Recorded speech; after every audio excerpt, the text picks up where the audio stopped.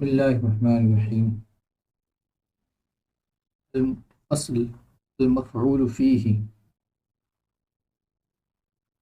مفعول فیہ کے بیان میں آج ہم پڑھیں گے۔ مفعول فیہ، فیہ کا مطلب ہوتا ہے کہ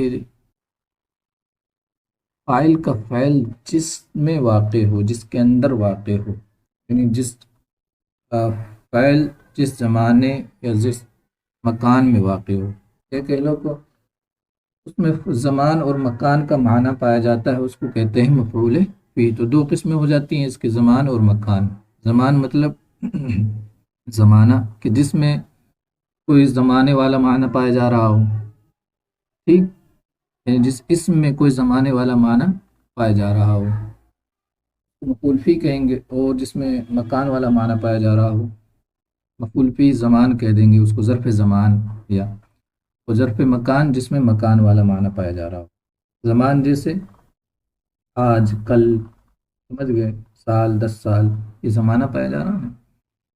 مکان جیسے آگے، پیچھے، یہ مکان والا ہے، ٹھیک، مسجد، کمرہ، اس طرح کے جو معنی پائے جاتے ہیں وہ مکان والا معنی ہو گیا، سمجھ گئے۔ تو پھر اور ابھی اس کی تعریف دیکھ لیتے ہیں، پھر اس کی اور آگے قسمیں بھی ہیں، ظرف زمان کی بھی اور ظرف مکان کی بھی۔ فصل المفعول فیہ، مفعول فیہ هو اسم ما وقع فعل الفاعل فیہ من الزمان والمکان۔ وہ ایسا اسم ہے، وہ اسم ہے کہ ما وقع فعل الفاعل، جس میں فاعل کا فعل واقع ہو، من الزمان والمکان، یعنی زمان اور مکان، من یہ بیانیہ کہتے ہیں اس کو، یعنی جس زمان اور مکان میں فاعل کا فعل واقع ہو اس کو کہتے ہیں مفعول فیہ۔ ایسا اسم کہ جس زمان اور مکان میں فاعل کا فعل واقع ہو، جس میں فاعل کا فعل واقع ہو یعنی زمان اور مکان میں۔ تو اس کے دو قسمیں ہو گئی، ظرف مکان اور ظرف زمان وغیرہ، ٹھیک۔ آگے دیکھو، یسمى ظرفا، اور اس کا نام ظرف رکھتے ہیں۔ ظرف بھی کسے کہتے ہیں؟ برتن کے اندر کوئی چیز پائی جاتی ہے نا، جیسے برتن میں کیا ہوتا ہے، کوئی چیز رکھی جاتی ہے تو اس کے اندر ہو جاتی ہے وہ چیز، اسی طرح یہ فعل جو ہے نا اس کے اندر پایا جاتا ہے، زمان میں یا مکان میں پایا جاتا ہے، تو اس لیے اس کا نام ظرف رکھا جاتا ہے۔ بہرحال تو مفعول فیہ وہ ایسا اسم ہے جس میں فاعل کا فعل واقع ہو، یعنی جس زمان اور مکان میں فاعل کا فعل واقع ہو، تو یسمى ظرفا، اور اس کو ظرف بھی کہتے ہیں، اس کا نام ظرف رکھا جاتا ہے۔ اب ظرف کی دو قسمیں ہیں، زمان اور مکان، اوپر آئی گئے زمان اور مکان۔ ظروف الزمان علی قسمین، اور ظروف زمان دو قسم پر ہے، دو قسمیں تھیں نا ظرف کی، مفعول فیہ زمان اور مکان۔ اب ظروف زمان ہے ان کی بھی دو قسمیں، اور ظروف مکان اس کی بھی دو قسمیں ہیں۔ اچھا، دو قسمیں کیا؟ مبہم اور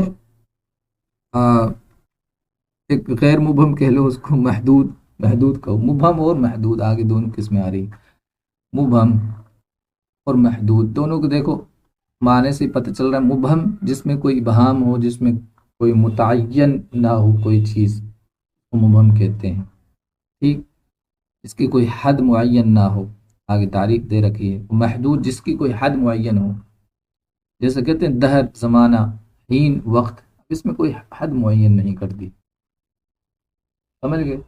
محدود جس میں کوئی حد معین ہو، جیسے سال، ایک سال میں 12 مہینے، یہ حد معین ہوتی ہے۔ دن، اس میں حد معین ہے۔ رات، ٹھیک، مہینہ، سال، سمجھ رہے، تو یہ حد معین ہو جائیں گے۔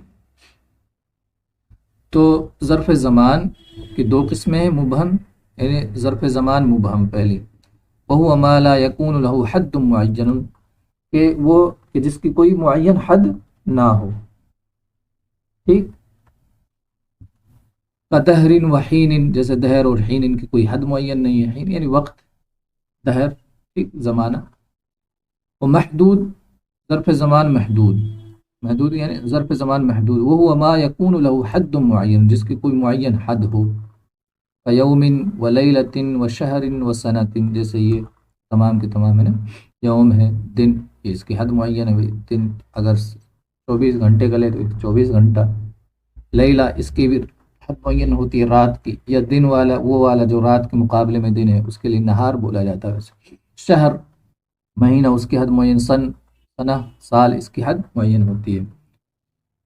اچھا، وہ اب بتا رہے ظروف زمان چاہے مبہم ہو چاہے محدود ہو، سب کی بتا رہے ہیں. کلھا منصوب بتقدیر فی، اور وہ سب کے سب منصوب ہوں گے تقدیر فی کے ساتھ، یعنی فی کا معنی ان میں پایا جائے گا. فی لفظوں میں موجود نہیں ہوگا، لفظوں میں موجود ہوگا تو پھر تو منصوب نہیں ہوگا، وہ لفظوں میں موجود ہو گیا تو پھر تو فی کی وجہ سے مجرور ہو جائے گا. سمجھ گیا؟ تو منصوب ہوگا تقدیر فی کے ساتھ، فی کا معنی ان میں پایا جائے گا. جیسے اب دیکھیں مثال سے سمجھیں، تقول جیسا آپ کہیں تم تو دہرن، میں نے ایک زمانہ روزہ رکھا، یعنی میں نے ایک زمانے میں روزہ رکھا، ایک زمانے میں روزہ رکھا. ٹھیک. مسافر تو شہرن، میں نے ایک مہینہ سفر کیا، یعنی ایک مہینے میں سفر کیا. یہ والا معنی ان کے اندر پایا جاتا ہے. ای فی دہرن و فی شہرن، معنی فی ان میں مقدر ہے، فی کا معنی ان میں پایا جاتا ہے، معنی کے اعتبار سے پایا جاتا ہے. لفظوں میں ہوگا تو پھر تو ظاہر سی بات ہے مجرور ہو جائے گا. اچھا، مبہم اور محدود یہ دونوں کو دونوں منصوب ہوتے ہیں فی کی تقدیر کے ساتھ، یا یہ منصوب ہوتے ہیں فی کی تقدیر کے ساتھ. سم تو دہرن و سافر تو شہرن، یہ تو ہو گئی ظروف زمان کی بات. دو قسمیں تھی، مبہم اور محدود. اسی طرح ظروف مکان، اور ظروف المکان کذالک مبہم، اور ظروف مکان بھی اسی طرح، یعنی وہ بھی اس کی بھی دو قسمیں، مبہم اور محدود. ان کے دونوں کے آگے تفسیر کر رہے ہیں. وہ ظروف المکان کذالک مبہم، اور ظروف مکان بھی اسی طرح مبہم ہے، وہ منصوب ایضا فی تقدیر فی. اور ظروف مکان مبہم کی صرف بات ہو رہی، محدود کی نہیں ہے نا. ظروف مکان جس میں مکان والا معنی پایا جائے، جگہ والا معنی پایا جائے، مبہم وہ بھی منصوب ہوگا فی کی تقدیر کے ساتھ، اس میں فی کا معنی پایا جائے گا، لفظوں میں نہیں ہوگا. نحو جلست خلفک، جیسے میں تیرے پیچھے بیٹھا، یعنی میں تیرے پیچھے میں بیٹھا، پھر پیچھے والی جگہ میں بیٹھا، پیچھے بیٹھا. وہ امامہ کا، میں تیرے آگے بیٹھا. ٹھیک. تو اس میں بھی کیا فی کا معنی پایا جاتا ہے. ٹھیک ہے. وہ محدود دوسرا ظروف مکان محدود، جس کی کوئی حد معین ہو، اوپر تو بتا ہی دیا ہے محدود کا معنی. ظروف مکان ہو اور اس کی حد معین ہو، جیسے مسجد، کمرہ، سمجھ رہے آپ، جن کی حد معین ہوتی ہے نا. وہ ما لا یکون منصوبا بتقدیر فی، وہ تقدیر فی کے ساتھ منصوب نہیں ہوگا، بلکہ وہ منصوب ہی نہیں ہوگا، یہ کہہ لو وہ منصوب نہیں ہوگا فی کی تقدیر کے ساتھ. بل لا بد من ذکر فی فیہ، بلکہ ضروری ہے اس کے اندر، اس میں فی کا ذکر کرنا، بلکہ اس میں فی کا ذکر کرنا ضروری ہوگا. مفعول فی یا ظرف مکان محدود جو ہوگا نا، اس میں فی کا ذکر کرنا ضروری ہوگا، پھر اس حالت میں وہ منصوب نہیں ہوگا. پھر ظاہر سی بات ہے فی جب لفظوں میں آ گیا تو پھر منصوب نہیں ہوگا، پھر وہ مجرور ہو جائے گا. ہوگا تو مفعول فی، یعنی معنی تو مفعول فی والا ہی ہوگا نا، اس کا معنی تو ظرف مکان والا ہی ہوگا، لیکن وہ مجرور ہوگا لفظوں کے اعتبار سے. معنی کے اعتبار سے پھر وہ کیا ہے، مفعول فی ہوگا، باقی لفظوں کے اعتبار سے پھر وہ مجرور ہوگا. ٹھیک. نحو جلست فی الدار وفی السوق وفی المسجد وغیرہ. دیکھو دار ظرف مکان ہے، حد معین ہے اس کی، دار گھر کو کہتے ہیں، سوق حد معین، مسجد وغیرہ. پھر مفعول فی کی چاروں قسمیں ہو گئی، ظرف زمان ظرف مکان، ان دونوں دو قسمیں تھیں، محدود اور مبہم. سمجھ گئے؟ سب کی تفصیل بیان ہو چکی. آگے دیکھتے ہیں فصل المفعول لہو. مفعول لہو، مفعول لہو کا مطلب کیا، جس کی وجہ سے فعل مذکور واقع ہوا ہو، جس کی وجہ سے فعل کو کیا جاتا ہے، فعل جس کی وجہ سے وجود میں آتا ہے، یا سمجھ گئے آپ، اس کو کہتے ہیں مفعول لہو. اب دیکھو اس کی تعریف دیکھ لیتے ہیں. هو اسم ما لأجله يقع الفعل المذکور قبلہ، وہ ایسا اسم ہے کہ جس کی وجہ سے فعل واقع ہوا ہو، المذکور قبلہ، وہ فعل جو اس سے پہلے ذکر کیا گیا ہے. یعنی اسم ایسا اسم ہوگا، یا کہہ لو مصدر بھی اسم کی قسم میں سے، تو ایسا مصدر ہوگا کہ جس سے فعل ہے، جو فعل ہے وہ اس کی وجہ سے کیا ہو، جو اس سے پہلے فعل ہے نا، وہ اس کی وجہ سے کیا گیا ہوگا، اس مصدر کی وجہ سے وہ فعل واقع ہوا ہوگا. سمجھ گئے آپ؟ یعنی مفعول لہو کیا ہے؟ وہ ایسا اسم یا وہ مصدر ہے کہ جس سے پہلے فعل اس کی وجہ سے کیا گیا ہوگا، اس مصدر کی وجہ سے، اس اسم کی وجہ سے فعل مذکور کیا گیا ہوگا، اس کو کہتے ہیں مفعول لہو۔ تعریف ابھی سمجھ میں آ جائے گا، اور دیکھ لیں، ہوا اسم ما لاجلہ یقع الفعل المذکور قبلہ، وہ ایسا اسم ہے ما لاجلہ جس کی وجہ سے یقع الفعل، فعل واقع ہوا ہو، فعل موجود ہوا ہو، المذکور قبل جو اس سے پہلے ذکر کیا گیا ہو، ایسا فعل موجود ہوا ہو جو اس سے پہلے ذکر کیا گیا ہو۔ دوبارہ دیکھ لو، مفعول لہو اس فعل کو کہتے ہیں جس کی وجہ سے، اس مفعول کو کہتے ہیں جس کی وجہ سے وہ فعل پایا جائے، کی وجہ سے وہ فعل واقع ہوا ہو، جس کا اس سے پہلے ذکر ہوا ہو، جس کا اس سے پہلے ذکر کیا گیا ہو۔ سمجھ گیا؟ اور وَيُنْصَبُ بِتَقْدِيرِ اللام،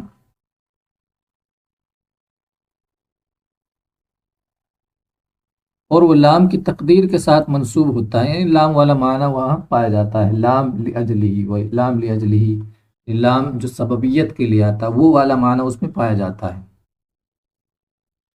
ٹھیک، مثال سے دیکھو، نحو جیسے ضربتہ تادیبا، میں نے اس کو ادب کے لیے مارا، ادب دینے کے لیے، ادب سکھانے کے لیے کہہ سکتے ہیں، ادب سکھانے کے لیے مارا، ادب ادب تعدیب، ادب سکھانا، ای للتعدیب یعنی ادب کے لیے، لام والا معنی اس میں پایا جاتا ہے، یعنی معنی لام پایا جاتا ہے، لفظوں میں نہیں ہوتا، لفظوں میں ہوگا تو ظاہر سی بات ہے لام کی وجہ سے مجرور ہو جائے گا۔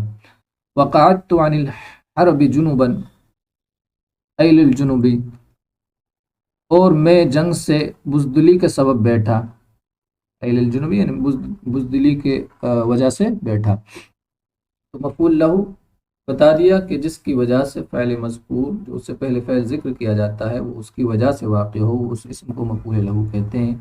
لام کی تقدیر کی وجہ سے، وہ لام کی تقدیر کے ساتھ وہ منصوب ہوتا ہے، یعنی لام والا معنی اس کے اندر پایا جاتا ہے۔ آگے ایک اور چھوٹی سی بات، وعند زجاج یا زجاج، زجاج، وعند الزجاج هو مصدر تقديره أدبته تأديبا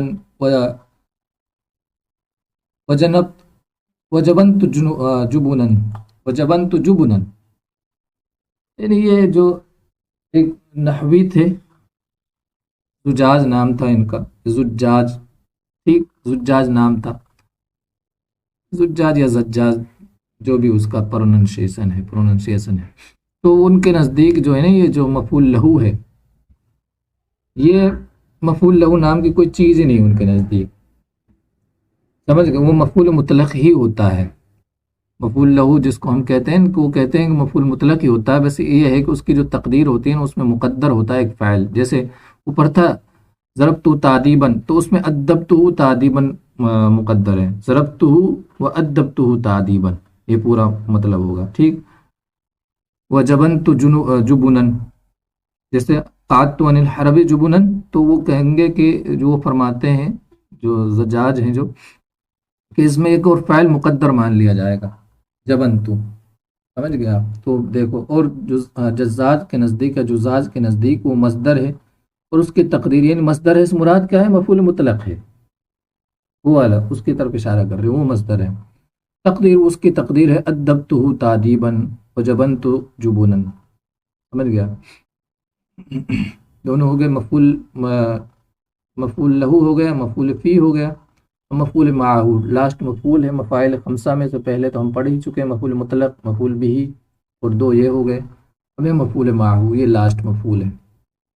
منصوبات کی پانچویں قسم ہے، پانچویں صورت ہے، ٹھیک، منصوبات میں سے مفعول معہو، مع کا معنی ہی آپ سمجھ رہے، مع کا معنی ہوتا ہے ساتھ، تو اس میں ساتھ والا معنی پایا جائے گا، اس طرح سمجھے۔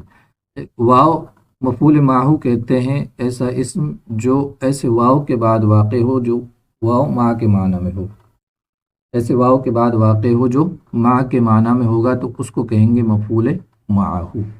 پھر اس کے الگ الگ صورتیں آ رہی ہیں، آگے ہم صورتوں کو دیکھ لیں گے، پہلے تعریف دیکھ لیتے ہیں۔ اصل المفعول معہو وهو ما يذكر بعد الواو بمعنى مع لمصاحبته معمول الفعل، مصاحبت کا معنی ہوتا ہے ساتھ، اکٹھا ہونا، سمجھ گیا آپ؟ معمول فعل، فعل کا معمول، فعل کا معمول کیا ہوتا ہے؟ کہ جس میں فعل عمل کر رہا ہے اس کو معمول فعل کہیں گے۔ فعل کس میں عمل کر رہا ہے؟ فاعل میں عمل کر رہا ہے، تو معمول فعل سے مراد یہاں فاعل ہو۔ ٹھیک، تعریف دیکھیں، مفعول معہ وہو ما یذکر بعد الواو، اور وہ ہے، یعنی مفعول معہ وہ ہے جو ذکر کیا جاتا ہے واو کے بعد، ایسے واو کے بعد جو ما کے معنی میں ہوتا ہے، لمصاحبتہ معمول الفعل، معمول فعل کی مصاحبت کے لیے، یعنی معمول فعل کون ہے؟ فاعل، فاعل، فاعل اور مفعول ایک ساتھ پانے کے لیے، اس لیے ذکر کیا جاتا ہے کہ فاعل اور جو مفعول ہے نا دونوں اکٹھے ہوئے ہیں، دونوں کا وقت یعنی دونوں کا زمانہ ایک ہی ہے، سمجھ گئے؟ ایک ساتھ، جیسے مثال سے آپ سمجھیں گے، دیکھو مثال آگے، مصاحبت فعل کا مطلب دونوں کا دونوں کا جو وقوع ہے نا، جو وقوع فعل ہے، فاعل اور مفعول کا وقوع فعل ایک ہی ہے، ایک وقت میں دونوں ہوئے ہیں، مصاحبت کا مطلب یہ ہو گیا، ٹھیک، ساتھ والا معنی ان میں پایا جاتا ہے۔ ماں کی تفسیر کر دی تو وہ ذکر کیا جاتا ہے واو، ایسے واو کے جات جو ماں کے معنی میں ہو، لمصاحبتہ معمول فعل، معمول فعل کی مصاحبت کے لیے، یعنی فاعل اور مفعول دونوں اکٹھے پائے جاتے ہیں۔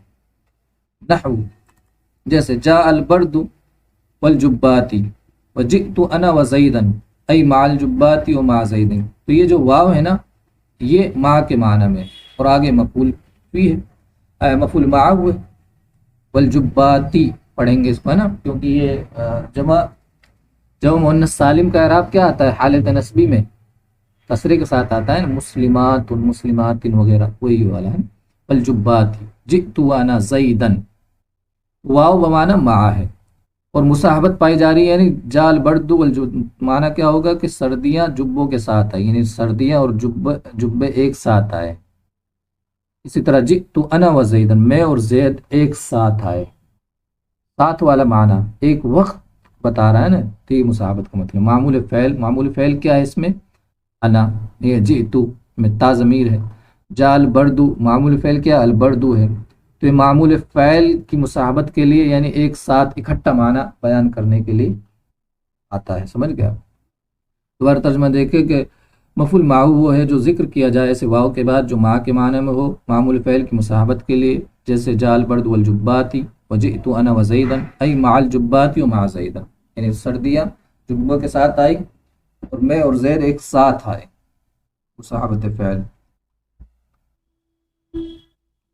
اب اس کی تفصیل تھوڑی سی ہے، فَإِنْ كَانَ الْفَعْلُ لَفْظًا وَجَازَ الْعَطْفُ يَجُوزُ فِيهِ الْوَجْهَانِ النَّصْبُ وَالرَّفْعُ نحو جئت أنا وزيدا وزيد، فإن لم يجوز العطف تعين النصب نحو جئت وزيدا۔ اس کی تھوڑی سی تفصیل سمجھ لینا۔ ایک تو پہلی بات تو اس میں کہی کہ ترجمہ دیکھ لیں، فَإِنْ كَانَ الْفَاعِلُ لَفْظًا، فعل لفظوں میں موجود ہو اور عطف جائز ہو تو دو وجہ جائز ہیں، نصب اور رفع، جیسے میں اور زید ایک ساتھ آئے یا میں اور زید آئے، جئت انا و زیدن بھی پڑھ سکتے ہیں، جئت انا و زیدن بھی پڑھ سکتے ہیں، عطف جائز ہے۔ ابھی اس کی تفصیل کرتے ہیں۔ وَإِن لَمْ يَجُزِ الْعَطْفُ، اور عطف جائز نہ ہو تو نصب معین ہو جائے گا، پھر جئت و زیدن، یعنی میں اور زید ساتھ میں آئے۔ دیکھو عطف جائز کہاں نہیں ہوتا ہے، عطف معنی نہ ہو، عطف کے موانع کیا کیا ہوتے ہیں، ان میں سے ایک یہ سمجھ لو، عطف کے معنی کیا چیز ہوتی ہے۔ عطف جائز وہاں نہیں ہوتا ہے کہ ضمیر مرفوع متصل کا، یعنی متصل کے ضمیر کا اس میں ظاہر کے ساتھ عطف کیا جائے، یہ جائز نہیں ہوتا ہے۔ کیا کہا میں نے کہ مرفوع متصل ہو اور اس کا عطف کیا جائے کسی اس میں ظاہر کے ساتھ، تو یہ جائز نہیں ہے، ٹھیک۔ اس کی وجہ یہ ہے کہ جو ضمیر مرفوع متصل ہوتی ہے نا وہ ہوتی ہے ضعیف ہوتی ہے، سمجھ لو ضعیف ہوتی ہے، ضعیف کا عطف قوی پر جائز نہیں ہوتا۔ بہرحال قانون یہ ہے کہ ضمیر مرفوع متصل کا عطف میں ظاہر پر جائز نہیں ہوتا ہے۔ اگر ضمیر مرفوع متصل کا عطف کرنا چاہتے ہو نا تو پھر ضمیر مرفوع منفصل ایک لانی پڑے گی، تب تو عطف جائز ہوگا۔ اگر ضمیر مرفوع منفصل نہیں لائے تو عطف جائز نہیں ہوگا، ٹھیک۔ اب مثال، یہ جو میں نے بات کہی اس کو آپ ذہن میں رکھیں اور پھر اس کو سمجھیں۔ جئت انا و زیدن، دیکھو جئتو میں تا ضمیر مرفوع متصل ہے، تو اس کا ڈائریکٹ زید کے ساتھ عطف نہیں کر سکتے کیونکہ یہ کمزور ہے، یہ جو تا ضمیر مرفوع متصل ہے یہ کمزور ہے، ضعیف ہے، ٹھیک۔ اگر اس کا عطف ہی کرنا چاہتے ہیں تو پھر ایک اور اس کی تاکید لے آئیں، ایک اور ضمیر کے ساتھ اس کی تاکید لے آئیں، تب تو عطف جائز ہوگا۔ اگر تاکید نہیں لائیں گے، دوسری ضمیر مرفوع منفصل کے ضمیر نہیں لائیں گے نا ساتھ میں، تو عطف جائز نہیں ہوگا۔ جیسے یہاں جئتو، یہاں ضمیر نہیں لائے مرفوع منفصل کی، تو یہاں عطف جائز نہیں ہے، سمجھ گیا آپ؟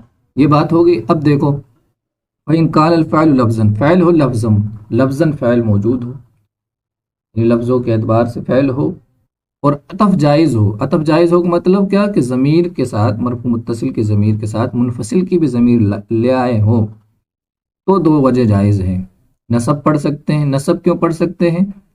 کیونکہ واو بمعنی ما، یعنی مفعول فی کی وجہ سے نصب پڑھ سکتے ہیں، سمجھ گئے؟ اور رفع بھی جائز ہے۔ رفع کیوں جائز ہے؟ کیونکہ عطف کر رہے ہیں، معطوف علیہ اور معطوف کا ایک اعراب ہوتا ہے، سمجھ گئے آپ؟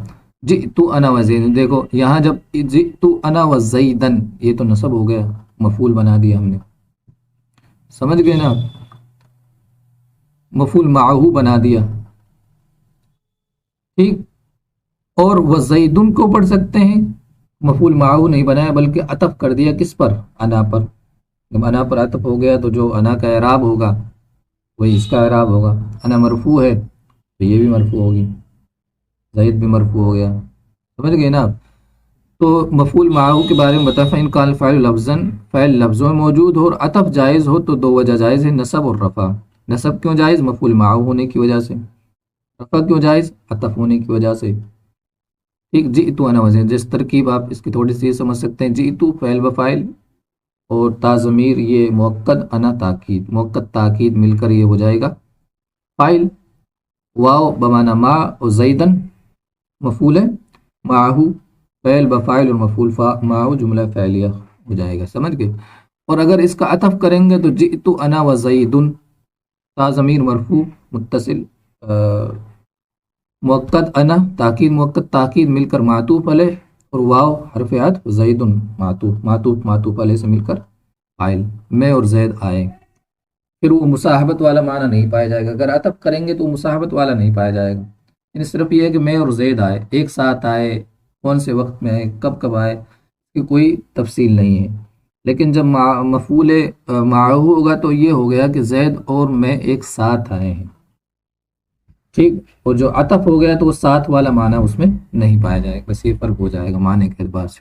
اور عطف جائز نہ ہو تو پھر نصب معین ہو جائے گا، متعین ہو جائے گا نصب، پھر نصب متعین ہو جائے گا، اور عطف جائز نہیں ہوگا تو پھر مرفوع نہیں پڑھ سکتے، جئتو و زیدن ہی پڑھیں گے۔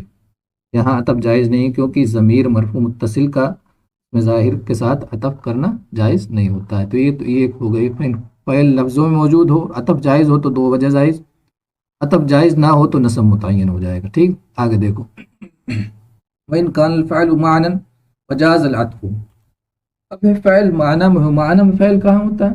نہیں، لفظوں میں موجود نہ ہو فعل، معنوی اعتبار سے فعل پایا جا رہا ہو، ٹھیک۔ جیسے استفہام وغیرہ ہوتا ہے، استفہام میں ایک فعل معنن ہوتا ہے، سمجھ گئے آپ؟ وہ آپ دیکھیں گے مثال سے سمجھیں گے۔ وَإِنْ كَانَ الْفَعْلُ مَعْنًا وَجَازَ الْعَطْفُ تَعَيَّنَ الْعَطْفُ، تعین العطف، تو عطف متعین ہو جائے گا، فعل ہو معنن یعنی لفظوں میں موجود نہ ہو فعل، اور عطف معین ہو، عطف جائز ہو تو عطف معین ہو جائے گا، پھر کیا ہے؟ واو بمعنی ما والا نہیں ہوگا، مفعول فی نہیں بنائیں گے، پھر کیوں؟ ابھی اس کی وجہ، جیسے ما لزید و عمر، پہلی بات تو یہ دیکھو کہ عطف یہاں جائز ہے کہ نہیں ہے، اس میں ظاہر کا عطف اس میں ظاہر پر کر سکتے ہیں، زید بھی اس میں ظاہر، عمر بھی اس میں ظاہر، ضمیر وغیرہ تو ہے نہیں، عطف جائز ہے۔ دوسری صورت کیا ہے؟ فعل لفظوں میں موجود ہے، نہیں ہے، لفظوں میں فعل موجود نہیں۔ ما کا مطلب کیا ہے؟ ما استفہام کے لیے، ما لزید و عمر، زید اور عمر کیا کر رہے ہیں، مطلب زید و عمر کا کیا کام ہے، یہ معنی ہے۔ تصنعو کا معنی، یہ یصنعو کا معنی ہے، ما یصنعو لزید و عمر، زید اور عمر کیا کر رہے ہیں۔ مالی کا مطلب کیا، جیسے مالی علی عبد الذی، مجھے کیا ہو گیا ہے، کیا ہوا ہے، اس طرح کا معنی میں، سمجھ گئے؟ تو فعل یہاں لفظوں میں تو موجود ہے نہیں، معنی میں موجود ہے، اور عطف جائز ہے، تو عطف متعین ہو گیا، عطف جائز ہے، کیونکہ اگر واؤ کو ماں کے معنی میں لیں گے، یعنی مفعول معہو بنائیں گے، تو پھر عامل کس کو بنایا؟ عامل بنانا پڑے گا فعل معنوی کو، لفظوں میں فعل موجود نہیں ہے، عامل بنا رہے ہیں فعل معنوی کو، اور ایک عامل اس میں لفظوں میں موجود ہے، وہ کیا ہے؟ حرف جر موجود ہے، عامل حرف جر ہے نا، لزید و عامر، تو جب لفظوں میں موجود عامل ہو تو معنوی کی طرف نہیں جایا جاتا، عامل معنوی کی طرف جانا جائز نہیں ہے جب لفظوں میں عامل موجود ہوتا ہے، کیونکہ عامل معنوی ہوتا ہے ضعیف، اور عامل لفظی ہوتا ہے قوی، تو جب قوی موجود ہو تو ضعیف کی طرف کیوں جائیں گے؟ بات سمجھ گئے نا؟ تو حرف جر موجود ہے، یہ لفظوں میں موجود ہے، اور عامل کیا ہے یہاں، اور کیا فعل کیا ہے؟ معنوی، تو عامل معنوی کی طرف نہیں جائیں گے عامل لفظی کو چھوڑ کر، سمجھ گئے؟ تو اس لیے عطف ہی جائز ہوگا یہاں، اور نصب نہیں آئے گا یہاں۔ نصب پڑھنے کا مطلب یہ ہے کہ ہم نے لفظی عامل کو چھوڑ کر معنوی عامل کو اختیار کر لیا، اور یہ جائز نہیں۔ تو یہ دوبارہ سے دیکھا، وَإِنْ كَانَ الْفَعْلُ مَعْنًا، اور اگر فعل معنن ہو اور عطف جائز ہو تو عطف معین ہو جائے گا، عطف متعین ہو جائے گا، جیسے مال زید و عامر، لام زید پر ہی اس کا عطف کریں گے، لام اس میں عامل ہوگا لفظی، عامل معنوی کی طرف نہیں جائیں گے۔ وَإِن لَمْ يَجُزِ الْعَطْفُ تَعَيَّنَ النَّصْبُ، اور عطف جائز نہ ہو تو نصب متعین ہو جائے گا، جیسے ما لکا و زیدن وما شانکا و عمرن۔ اب یہاں دیکھو عطف جائز نہیں ہے، کیونکہ جو مجرور متصل کی جو ضمیر ہوتی ہے نا، اس کا عطف کرنا اس میں ظاہر کے پر جائز نہیں ہوتا ہے۔ مجرور کی جو ضمیر ہوتی ہے، مجرور کی ضمیر متصل ہی ہوتی ہے، منفصل تو ضمیر ہوتی نہیں، اس کے ساتھ جو منفصل کی ضمیر لائے، سمجھ گئے آپ؟ تو جو ضمیر مجرور ہوتی ہے وہ جملے کا جز ہوتی ہے، یوں کہہ لو، جب جملے کا جز ہوتی ہے تو جز کا عطف جملے پر نہیں ہو سکتا ہے، کلمے کا جز ہوتی ہے، سوری، کلمے کا جز ہوتی ہے وہ،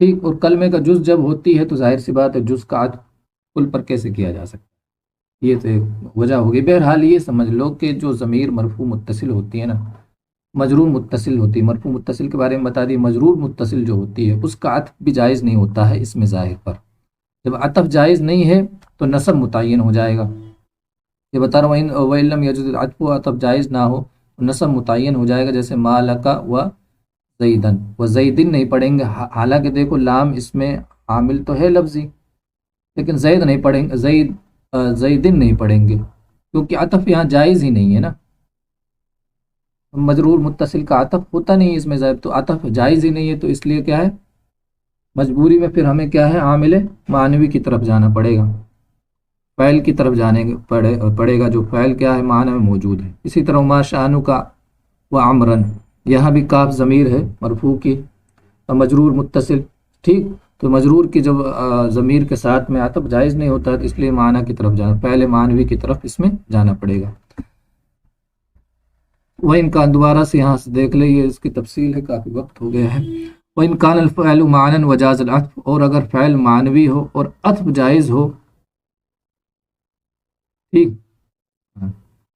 عطف جائز ہو، تعین العطف، تو عطف متعین ہو جائے گا، نحو ما لزید و عامر، اور عطف جائز نہ ہو تو نصب متعین ہو جائے گا، وجہ میں نے آپ کو بتا دی، ما لکا و زیدن، مطلب کیا ہوگا، یہاں اوپر ما لزید و عامر، ما یصنع کے معنی میں کر لو کہ زید اور عمر کو، زید اور عمر کو کیا ہوا، ٹھیک، یہاں ما لکا و زیدن، یہاں ما تصنع کے معنی میں کر لو، لأن المعلا ما تصنع، کہ تمہیں اور زید، تمہارے ساتھ زید کو کیا ہوا ہے، تمہیں اور تمہارے ساتھ زید کو کیا ہوا ہے، ما شانو کا عمر، لأن المعنی ما تصنع، کیونکہ یہ ما تصنع کے معنی میں ہے، جو ما ہے نا، ما تصنع کے معنی میں۔